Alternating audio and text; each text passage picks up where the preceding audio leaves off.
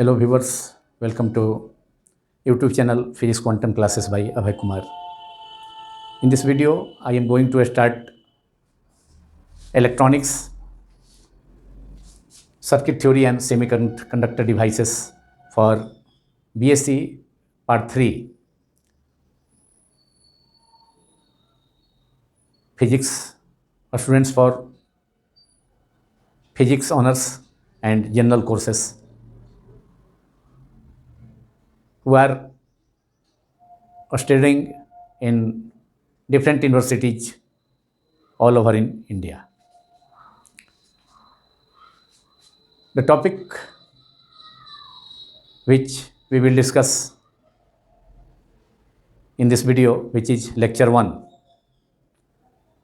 of circuit theory and semiconductor devices, that is electronics, is Thevenin's theorem, Thevenin's network theorem.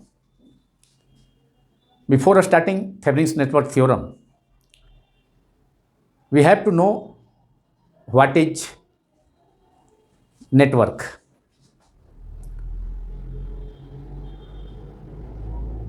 Network consisting of different circuit elements such as resistors, capacitors, inductors.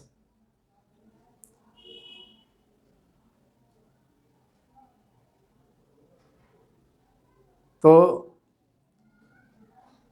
जिस circuit में बहुत सारे circuit elements जैसे capacitors हैं, inductors हैं, resistors हैं, वे सभी connected हों तथा उसके अलावा उसमें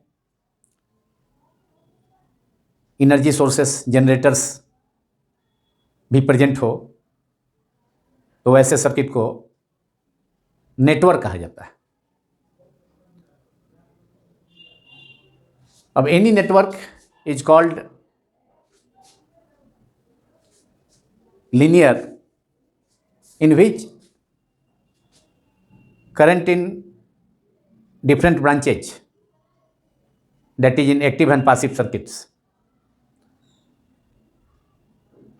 are directly proportional to the driving voltage.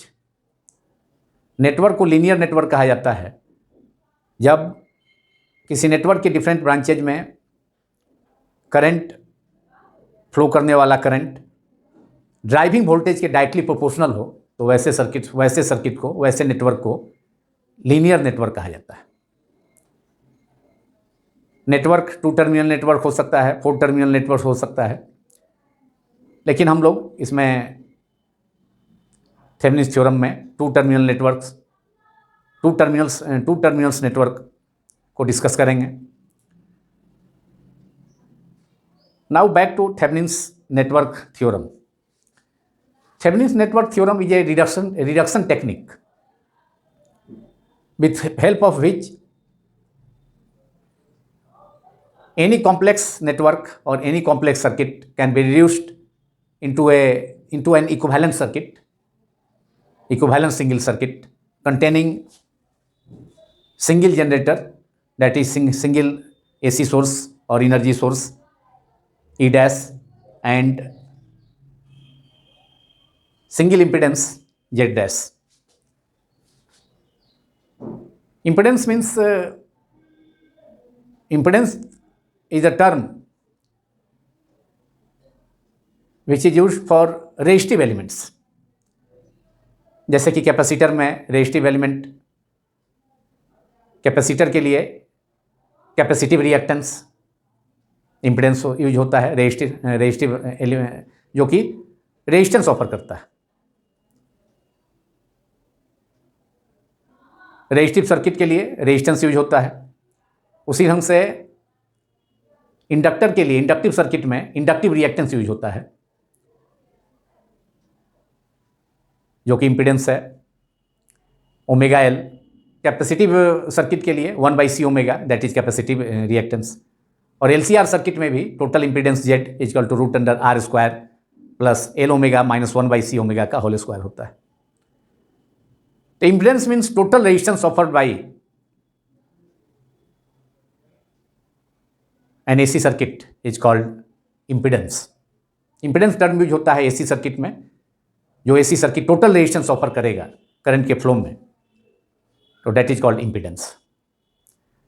तो थेवेनिन थ्योरम एक रिडक्शन टेक्निक है, रिडक्शन मेथड है, जिसके हेल्प से किसी अगर कॉम्प्लेक्स सर्किट है, किसी कॉम्प्लेक्स सर्किट को जिसमें कि बहुत सारे एनर्जी सोर्सेस या जनरेटर्स प्रेजेंट हैं, इसके अलावा इम्पीडेंसेस हैं, बहुत सारे इम्पीडेंसेस हैं, तो उनको एक इक्विवेलेंट सर्किट में जिसमें कि केवल एक सिंगल जनरेटर या ईएमएफ सोर्स या एसी सोर्स मौजूद होगा, जैसे कि यहाँ ईडैश है, या तथा उसमें केवल एक इम्पीडेंस सभी के लिए, Z1 Z2 Z3 बहुत सारे इम्पीडेंस हैं, तो सब के बदले में सभी इम्पीडेंसेस को रिप्लेस करेगा एक सिंगल इम्पीडेंस।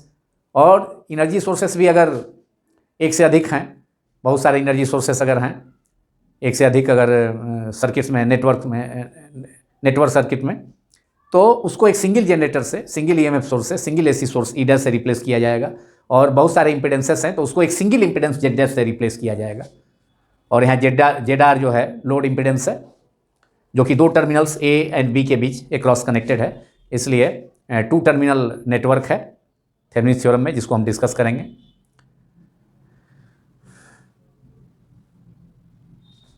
अब फिर इलेक्ट्रॉनिक्स में नेटवर्क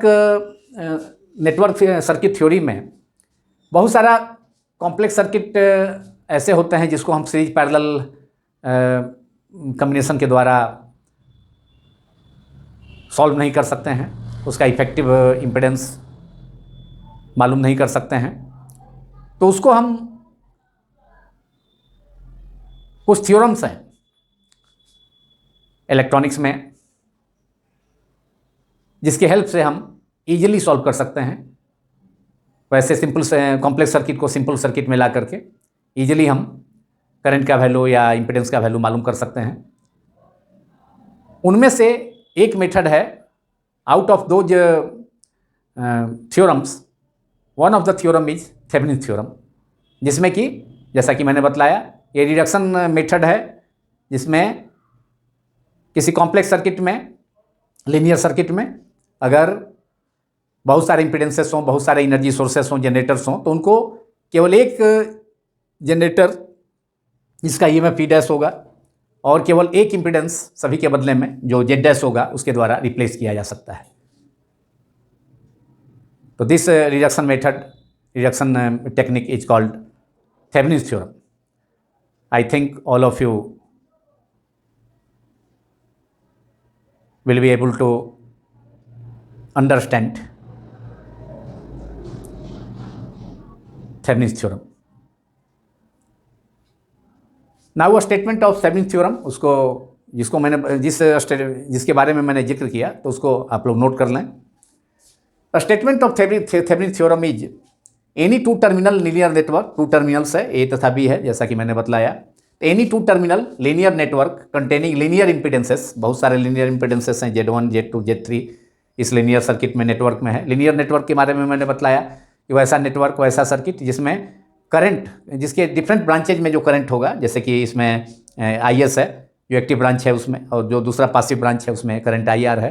तो वैसा नेटवर्क, वैसा सर्किट, कॉम्प्लेक्स सर्किट जिसके डिफरेंट ब्रांचेज में करंट, जो जनरेटर है, जो ड्राइविंग वोल्टेज है जनरेटर के हेल्प से, तो ड्राइविंग वोल्टेज के जिस नेटवर्क के डिफरेंट ब्रांचेज में करंट्स ड्राइविंग वोल्टेज के डायरेक्टली प्रोपोर्शनल हो, वैसे नेटवर्क को, वैसे सर्किट को हम क्या कहते हैं, वैसे नेटवर्क को लीनियर नेटवर्क कहते हैं। तो now write down the statement of Thevenin's network theorem, which is any two terminals linear network containing linear impedances Z1 Z2 Z3 and generators, यहाँ जनरेटर्स ही है जिसका EMF ही है, can be replaced with, and एक से अधिक generators भी हो सकते हैं, विथ एन इक्विवेलेंट सर्किट, उसको हम इक्विवेलेंट सर्किट में कन्वर्ट कर सकते हैं using Thevenin's theorem, consisting of A voltage source जो कि ई डैश है। जैसा कि मैंने बताया कि अगर किसी लीनियर नेटवर्क में, लीनियर कॉम्प्लेक्स सर्किट में अगर बहुत सारे जनरेटर्स हों और बहुत सारे इम्पीडेंसेस हों, तो उसको एक सिंगल जनरेटर से जिसका EMF ई डैश है, AC सोर्स है ये, उससे रिप्लेस कर सकते हैं, consisting of A voltage source E dash in series with and impedance Z dash, और इसके सीरीज में इस जनरेटर जिसका EMF ई डैश है, इसके सीरीज में AC सोर्स है, इसके सीरीज में एक equivalent impedance Z dash connected है and Z dash is the impedance measured between the terminals with all generators being removed. और Z डैश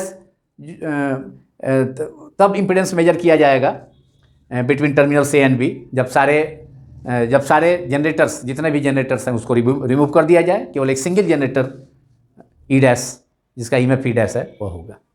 तो this is the statement of Thevenin's network theorem. I am repeating again, any two terminal linear network containing linear impedances and generators can be replaced with an equivalent circuit. Equivalent circuit is represented in figure 1b.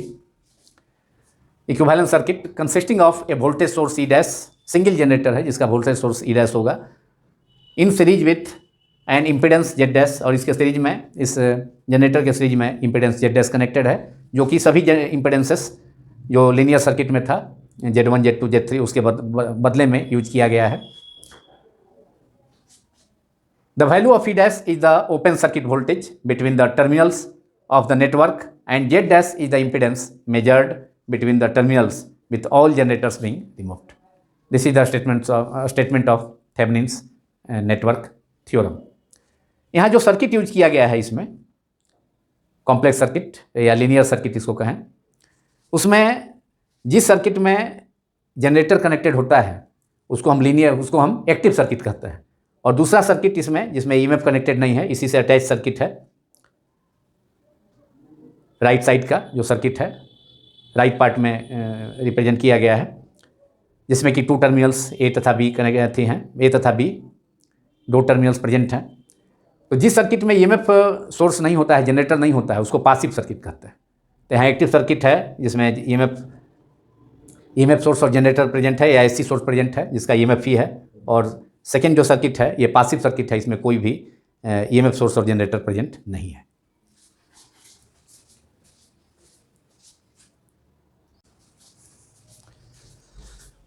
Now proof of Thevenin's theorem. We have to prove Thevenin's theorem after giving its statement, after discussing its statement. University examination में Thevenin theorem पर question पूछा जाता है और usually पूछा जाता है, प्रायः पूछा जाता है, state and proof Thevenin's theorem, state and proof Thevenin's network theorem. Now proof of Thevenin's theorem, we can proof Thevenin's network theorem by using KVL, Kirchhoff voltage rule, और Kirchhoff's mesh rule, which is abbreviated as KVL, K for Kirchhoff, V for voltage, L for law, Kirchhoff voltage law और loop rule और mesh rule, Kirchhoff second rule is called। अब figure 1 में इसमें दो circuits हैं, एक में EMF source है, जनरेटर है जिसका सिंबल को दर्शाया गया है सर्किल लेकर के, और E को, इसका EMF को ऊपर एरो के द्वारा रिप्रेजेंट किया गया है, या इसको AC सिग्नल सोर्स से भी दिखाया जा सकता है। इसमें AC का वेव फॉर्म को भी इस सर्किल के अंदर करके रख करके इस EMF सोर्स को, जनरेटर को रिप्रेजेंट किया जा सकता है। तो मान लेते हैं कि मेश 1, दो मेश है, मेश 1 है, ये मेश 2 है। Mesh means close loop, mesh means close loop, close circuit, और ये एक्टिव सर्किट है चूँकि इसमें EMF सोर्स है, इसलिए मेश 1 एक्टिव सर्किट कहा जाएगा। और मेश 2 में कोई भी जनरेटर नहीं है, कोई भी EMF सोर्स नहीं है, कोई भी एनर्जी सोर्स नहीं है, इसलिए मेश 2 को पासिव सर्किट कहा जाएगा। अब हम सपोज करते हैं कि इसमें करंट का डायरेक्शन रिप्रेजेंट किया गया है, IS है एक्टिव सर्किट में, एक्टिव मेश में, एक्टिव सर्किट में, और पासिव सर्किट में करंट IR है जिसके भी डायरेक्शन को रिप्रेजेंट किया गया है।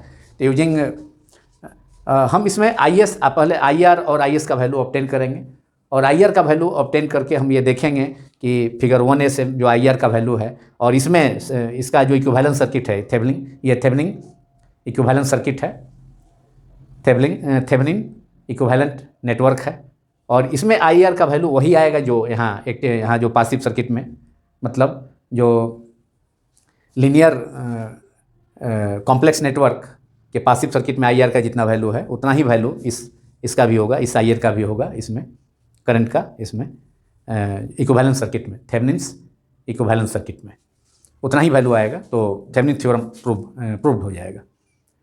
तब कहने का मतलब है कि ये जो कॉम्प्लेक्स सर्किट है, लीनियर सर्किट, वह रिड्यूस हो जाएगा एक इक्विवेलेंस सर्किट में, जिसमें केवल एक जनरेटर सोर्स जिसका ईएमएफ, एक जनरेटर जिसका ईएमएफ ई डैश है, या वोल्टेज सोर्स या ईएमएफ सोर्स या एसी सोर्स, और केवल एक इम्पीडेंसेस Z1 Z2 Z3 के बदले में रिप्लेस होगा Z डैश। तो using Kirchhoff KVL, Kirchhoff voltage, using KVL, Kirchhoff voltage law और किरचॉफ मेश रूल और किरचॉफ सेकेंड रूल इन मेश 1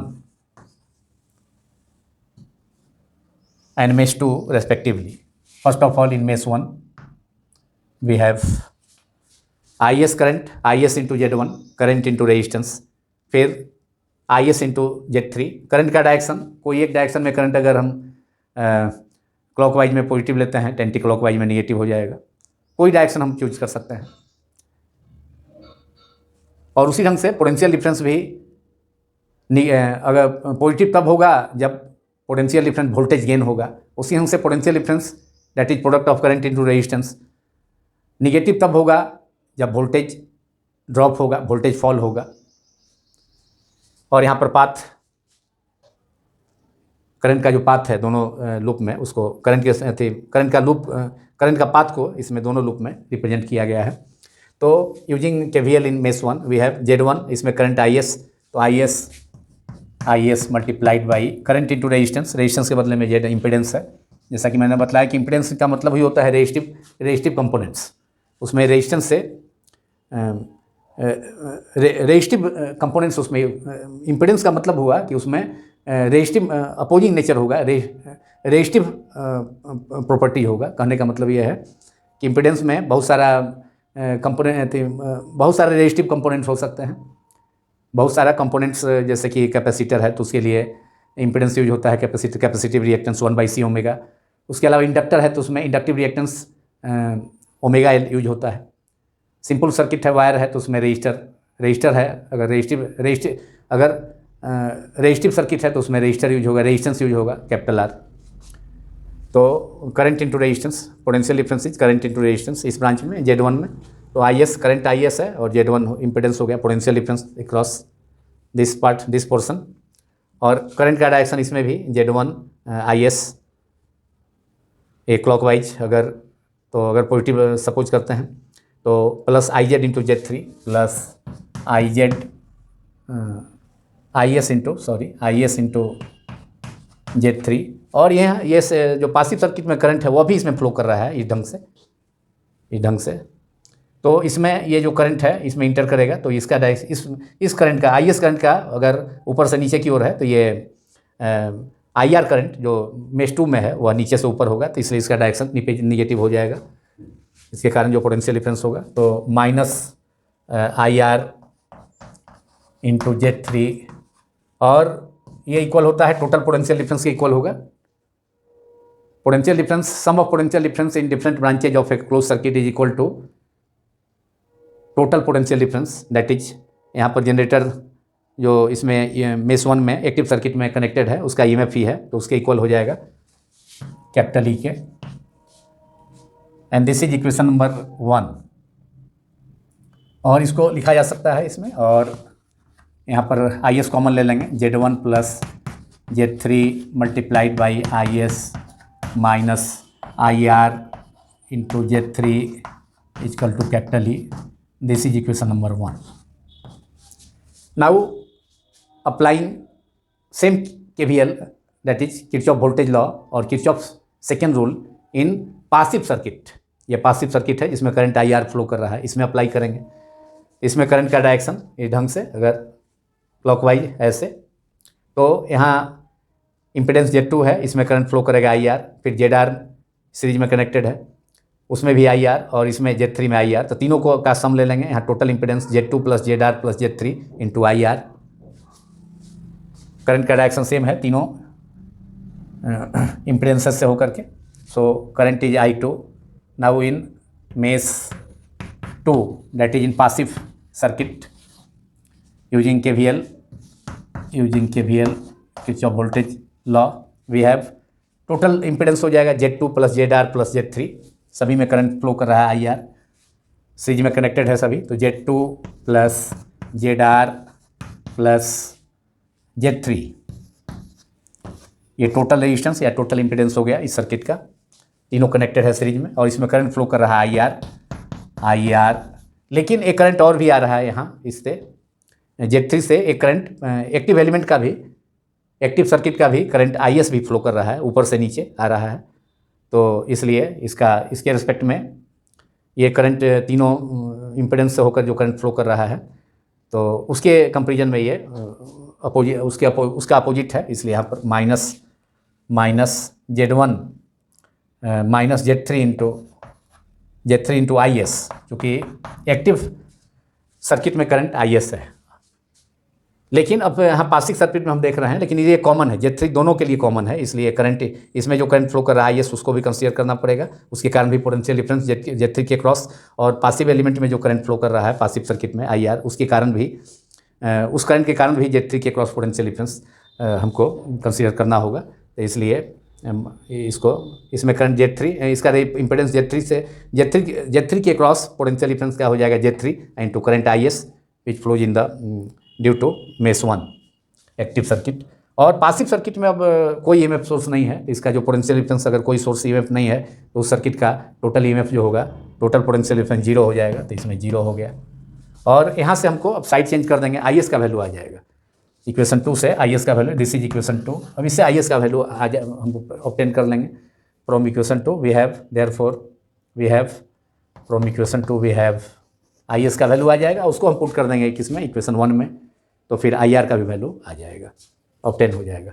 तो IS ये टर्म राइट हैंड साइड में चला जाएगा, तो Z3 IS हो जाएगा, इसलिए IS equal to Z2 plus ZR plus Z3 multiplied by IR upon Z3 हो जाएगा, सीधे डायरेक्ट लिख देते हैं, therefore IS equals to Z2 plus ZR plus Z3 multiplied by IR upon divided by इस टर्म में, चूँकि राइट हैंड साइड में जाकर ये टर्म हो जाएगा positive, Z3 IS, therefore IS equal to Z3 से डिवाइड हो जाएगा। तो इस प्रकार IS equal to Z2 plus ZR plus Z3 upon Z3 into IR, इस इक्वेशन को आप मान लें, इस इक्वेशन को हम सपोज कर लेते हैं इक्वेशन नंबर 3। अब फर्स्ट सर्किट की ज़रूरत नहीं है, इसका हम यूज कर लिए, लेकिन सेकंड सर्किट का यूज है इक्विवेलेंट सर्किट का, तो उस सर्किट को हम लोग रखेंगे और इस सर्किट को हटा देते हैं कैलकुलेशन के लिए। तो IS का वैल्यू आ गया, दिस इज इक्वेशन नंबर 3। अब इस IS के वैल्यू को हम पुट करेंगे किसमें, इक्वेशन 1 में पुट करेंगे, IS का ये जो वैल्यू है इसको इक्वेशन 1 में पुटिंग, तो substituting for IS in equation 1, substituting for IS from equation 3 in equation 1, substituting for IS from 3 in equation 1, 3 into equation 1, इस सर्किट को रखना होगा, क्योंकि इस सर्किट से हम फिर करंट IR का वैल्यू ऑब्टेन करेंगे, और जो पासिव सर्किट था उससे भी करंट का वैल्यू हम ऑब्टेन करेंगे इस कैलकुलेशन से। अब इस IS के वैल्यू को हम पुट करेंगे किसमें, इसे इक्वेशन 1 यहाँ पर है, इसमें पुट करेंगे। तो पुट करने के बाद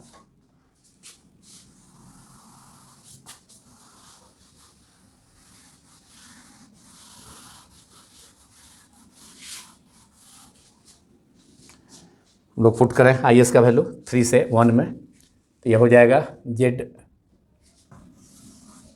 Z1 plus Z3 multiplied by IS is Z2 plus ZR plus Z3 upon Z3 multiplied by R2 IR, इसमें इक्वेशन Z1 प्लस Z3 और IS का वैल्यू यहाँ पुट कर दिए, Z2 plus ZR plus Z3 upon Z3 into IR equation 1 में, इसमें, और second term है माइनस IR, इससे IR का वैल्यू हमको मालूम हो जाएगा, हम लोग IR का वैल्यू ऑब्टेन कर सकते हैं इससे, इक्वेशन ये अब इसको हटा दिया जाए इक्वेशन 1 2 को फर्दर सिंप्लीफिकेशन के लिए।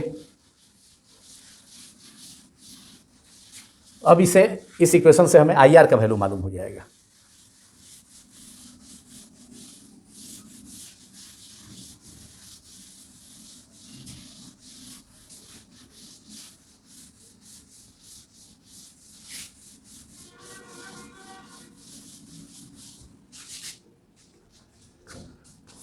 और इसमें दोनों टर्म में IR प्रेजेंट है, IR कॉमन ले लेते हैं तो Z1 plus Z3 multiplied by Z2 plus ZR plus Z3 upon Z3 है। यहाँ Z3 से डिनोमिनेटर में LCM हो जाएगा, minus Z3 into Z3 square हो जाएगा और IR कॉमन हो गया बाहर। और टोटल में अब Z3 कर देते हैं, क्योंकि Z3 को LCM ले लिया गया दोनों टर्म के लिए, LCM Z3, और यहाँ IR कॉमन हो गया दोनों टर्म में। यहाँ Z3 था और LCM जब Z3 ले लेंगे तो Z3/1 हो जाएगा, तो Z3 में मल्टीप्लाई हो जाएगा Z3 स्क्वायर, एक स्टेप जंप किया। और अब यहाँ पर इक्वल टू RHS में कैपिटल E है और अब यहाँ पर Z1 plus Z3 multiplied by Z2 plus ZR plus Z3 minus Z3 square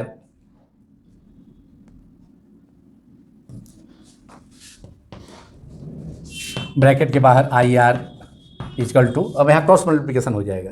denominator में Z3 है तो E into Z3।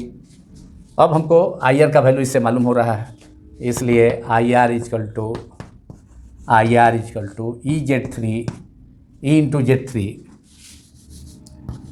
Z3 E multiplied by Z3 upon Z1 plus Z3 multiplied by Z2 plus ZR plus Z3 minus Z3 square. IR का value इतना आ गया। अब इसको फिर हम फर्दर सिंप्लीफाई करेंगे और करके IR का वैल्यू ऑब्टेन करके फिर IS का वैल्यू, एक्टिव सर्किट के जो सेकेंड लूप में IS करंट था उसका वैल्यू हम ऑब्टेन करेंगे।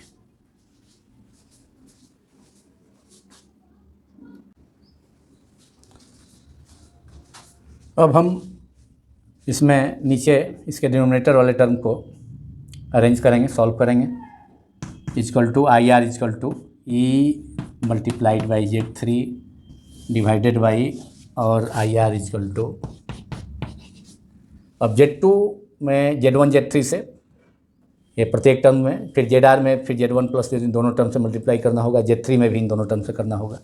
पहले Z2 into Z1 plus Z3 plus, और फिर ZR में भी इन दोनों टर्म से करना होगा, ZR बाहर रखते हैं और ब्रैकेट के अंदर Z1 plus Z3।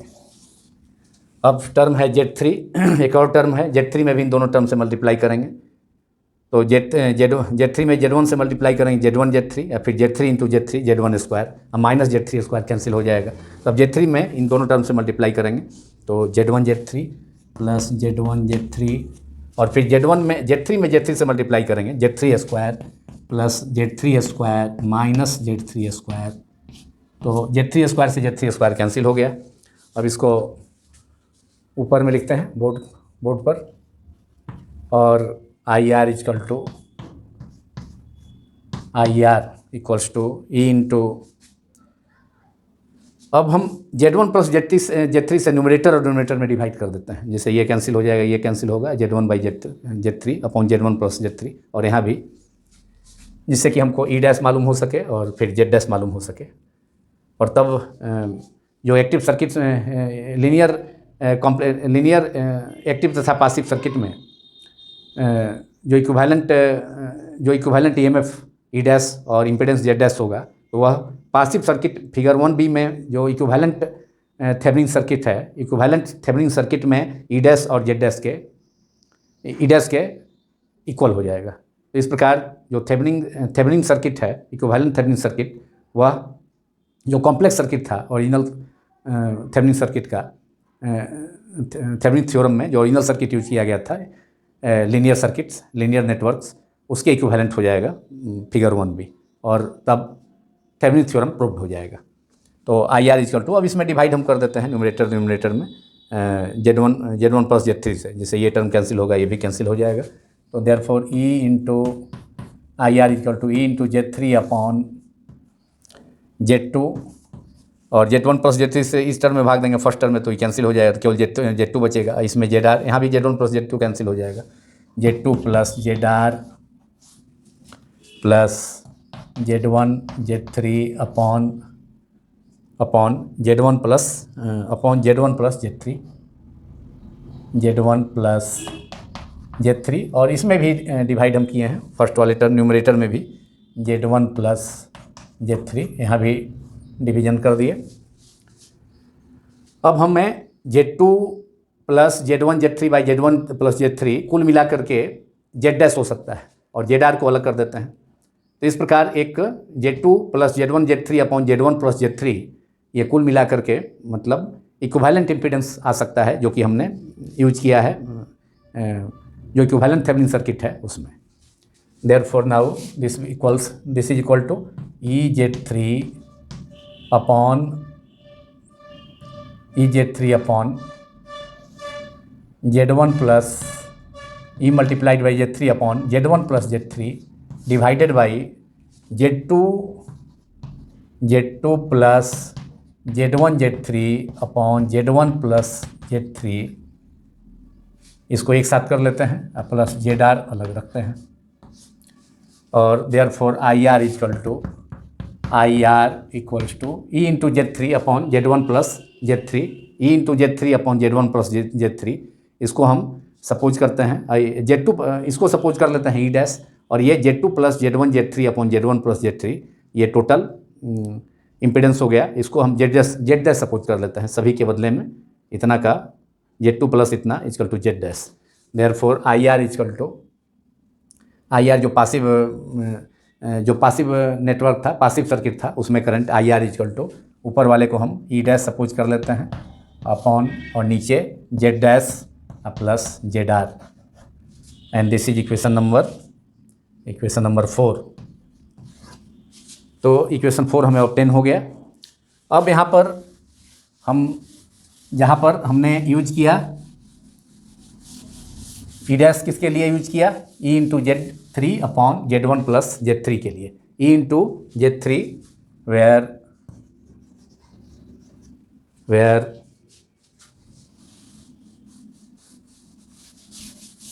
E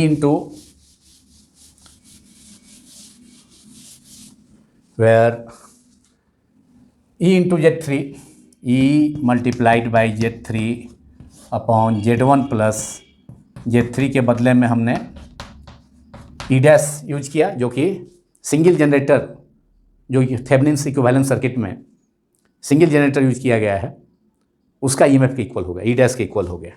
and total impedance Z2 upon Z2 plus Z1 Z3 upon Z1 plus Z3, ये टोटल इक्विवेलेंट इम्पीडेंस हो गया, जो कि यहाँ पर Z डैश यूज किया गया है। तो यहाँ पर इस टर्म के बदले में, इन सभी के बदले में ब्रैकेटेड टर्म की जगह पर Z डैश यूज किया था हमने। अब हम इस फिगर 1b में देखें, यहाँ से ओम्स लॉ का यूज करें तो IR का वैल्यू कितना होगा? तो IR का वैल्यू यहाँ हो जाएगा, IR का वैल्यू EMF या potential difference E dash upon total resistance circuit का कितना हो जाएगा? Z डैश और ZR सीरीज में है, तो total resistance Z dash plus ZR, that is IR equal to E dash upon potential difference V की जगह E डैश है, जनरेटर का जो सिंगल जनरेटर यूज किया गया है थेवेनिन इक्विवेलेंट सर्किट में, तो उसका पोटेंशियल डिफरेंस E डैश है या EMF E डैश है, तो E डैश अपॉन ZR। तो इन फिगर 1b इनको रिजल्ट ऑफ सेम, दोनों इक्वेशन सेम हो जाएगा। चार जो पासिव जो फिगर 1a के पासिव सर्किट में जो करंट फ्लो कर रहा था आई आर, उसका वैल्यू, और इसमें जो इक्विवेलेंट सर्किट है थेवेनिन सर्किट, उसमें भी आई आर का वैल्यू, दोनों इक्वेशन सेम आ जाएगा। इसका मतलब थेवेनिन थ्योरम प्रूव्ड हो गया। मतलब इसमें जो करंट है वही करंट जो एक्टिव जो पासिव नेटवर्क था फिगर 1A में, जिसमें कि बहुत सारे इम्पीडेंसेस थे और एनर्जी सोर्स जनरेटर्स थे। एक्टिव एलिमेंट में जनरेटर था, जनरेटर उसका ईएमएफ कैपिटल ही था, और पासिव एलिमेंट में कोई ईएमएफ नहीं था, लेकिन इम्पीडेंसेस बहुत सारे थे। तो in figure 1B using Ohm's law in figure 1B we have IR, I is equal to V by total resistance, V के जगह E डैश है EMF, जनरेटर का EMF, और total resistance Z dash plus ZR, total resistance दोनों series में connected है impedances. Single impedance Z dash use किया गया है, जिसमें Z1, Z2 और Z3 तीनों इम्पीडेंस कनेक्टेड थे जो लिनियर नेटवर्क में, उसके जगह पर Z डैश यूज किया गया है। तो यहाँ पर Z dash plus ZR, and this is equation number 5। और यहाँ क्लियर है कि 4 और 5, अब देखिए कंपेयर करें इक्वेशन 4 का, जो फिगर 1A में जो पासिव नेटवर्क था, पासिव एलिमेंट, पासिव सर्किट था, उसमें करंट है, तो ये भी उतना ही है, E dash upon Z R. और ओम्स लॉ का यूज करके फिगर 1B में जो थेवेनिन सर्किट है, इक्विवेलेंट सर्किट है, उसमें भी करंट आई आर का वैल्यू उतना ही है, E dash upon Z dash plus Z R. तो इसका मतलब दोनों इक्वेशन आइडेंटिकल है। सो इक्वेशंस इसका मतलब है कि फर्स्ट फिगर 1A का जो सर्किट है उसका इक्विवेलेंट सर्किट हो गया फिगर 1B। इसका मतलब है कि थेवेनिन थ्योरम प्रूव्ड हो गया। Equations 4 and 5 are identical, same है, is same, both are same identical, hence Thevenin theorem is proved. Hence Thevenin's theorem is proved. This proves, hence Thevenin's theorem is proved. Hence this proves Thevenin's theorem. This proves Thevenin's theorem. Thevenin's theorem. तो ये Thevenin theorem का discussion हो गया, जिसमें मैंने Thevenin theorem के statement को बतलाया, उसके बाद उसका प्रूफ भी सर्किट्स के हेल्प से किया। तो इसी के साथ ये पार्ट, जो कि पार्ट 1 था, BSc part physics, for those students who are studying in BSc part 3 physics honours and as well as preparing for general courses, BSc part 3 general courses in as a subject physics. तो उनके लिए ये course हमने start किया BSc part 3 physics के लिए, उसका पहला लेक्चर था, जिसमें कि, और ये इलेक्ट्रॉनिक्स का था। Electronics means circuit theory and semiconductor devices, जिसके अंतर्गत ये थेवेनिन थ्योरम किया गया। तो ये पहला लेक्चर समाप्त होता है, और अभी कुछ और थ्योरम्स भी हैं, नॉर्थन थ्योरम्स हैं, सुपरपोजिशन थ्योरम है, रेसिप्रोसिटी थ्योरम है। तो अभी 3 और थ्योरम हम लोग डिस्कस करेंगे नेक्स्ट 3 वीडियोज में। लेकिन सभी यूनिवर्सिटी एग्जामिनेशंस में, किसी भी यूनिवर्सिटी के एग्जामिनेशन में ये थेवेनिन थ्योरम, कोई ना कोई थ्योरम, या कभी कभी AB करके 2 थ्योरम तो ही पूछ देता है। तो ये अक्सर पूछा जाता है, इसलिए काफ़ी इंपॉर्टेंट एक क्वेश्चन रखा हुआ है नेटवर्क थ्योरम्स से। इन चारों में से जो पूछे, एक या कभी कभी 2 भी पूछ देता है AB करके। कभी शॉर्ट नोट्स में भी उसमें 4 ऑप्शन होता है, 2 लिखना होता है, तो उसमें भी पूछ देता है। और इसका क्वेश्चन होता है, पूछा जाता है इन डिफरेंट यूनिवर्सिटीज़ में, BSc part 1 physics part 3 BSc part 3 physics का क्वेश्चन पेपर में, state and prove Thevenin theorem. अगर यह पहला लेक्चर, जो कि बीएससी पार्ट 3 फिजिक्स ऑनर्स तथा जनरल कोर्सेज के लिए है, अगर आपको पसंद आया हो तो इसे आप ज़रूर लाइक करें, दूसरों से शेयर भी करें, क्योंकि अभी कोर्स स्टार्ट हुआ है बीएससी पार्ट 3 फिजिक्स ऑनर्स और जनरल कोर्सेज के लिए, और पहला ही लेक्चर है। तो इसमें अभी बहुत सारे चीज़ आने बाकी हैं, अभी तो स्टार्टिंग ही है, इसलिए दूसरों को भी बतलाना ज़रूरी है इस चैनल के बारे में। तो इसे आप दूसरों को भी, अपने फ्रेंड्स को भी शेयर करें, अपने स्कूल मेट्स को, कॉलेज मेट्स को शेयर करें, अपने रिलेटिव्स में भी अगर फिजिक्स पढ़ने वाले पार्ट 3 के स्टूडेंट हों या जनरल कोर्सेज में, उनको भी शेयर करें। और चूँकि फर्स्ट लेक्चर है तो इसलिए अधिकांश जो भी सब्सक्राइबर, जो व्यूअर्स होंगे बीएससी पार्ट्स फिजिक्स के ऑनर्स तथा जनरल कोर्सेज के, तो वे नए व्यूअर होंगे। कुछ लोगों ने पहले सब्सक्राइब कर लिया होगा, तो नए व्यूअर्स इसे सब्सक्राइब करना भी ना भूलें। फिर हम लोग मिलेंगे एक दूसरे थ्योरम के साथ नेक्स्ट वीडियो में, जो कि नॉर्टन थ्योरम होगा, वो भी काफ़ी important theorem. Thank you very much.